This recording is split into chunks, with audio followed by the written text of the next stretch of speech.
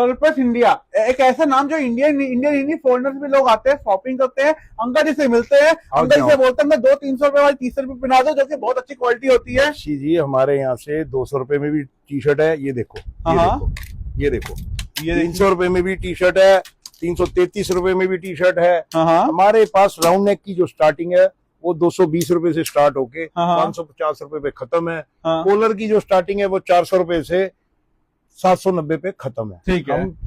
T shirt जो है हमारे यहाँ बेस्ट प्राइस पे आपको मिलने वाली है। ठीक है। बेसिकली देखो चीजें देखो क्या क्या आती है आपके लिए, बहुत एक से एक चीजें आती है। और दिखाया जाए सर, मैं भी दिखाता हूँ, आप दिखाओ। ये देखिए कितनी प्यारी प्यारी टी शर्ट आपके लिए आती है। सर 200 कितना पैसा आपने बताया? 220 रुपए से हमारे यहाँ टी शर्ट स्टार्ट है, 550 पे खत्म है। ये देखिए सर, ये हमने ओपन करके खुद दिखाई है। इसके अलावा बोला जाए तो देखिए इस टाइप के पूरा सील पैक रहता है अपना सब स्टॉक। ये सारा लेने के लिए कॉन्टेक्ट करना है कहाँ पे? सर्कुलर इंडिया पे। क्या बात है, कॉन्टेक्ट करें, नंबर आपके सामने। ठीक है, थैंक यू।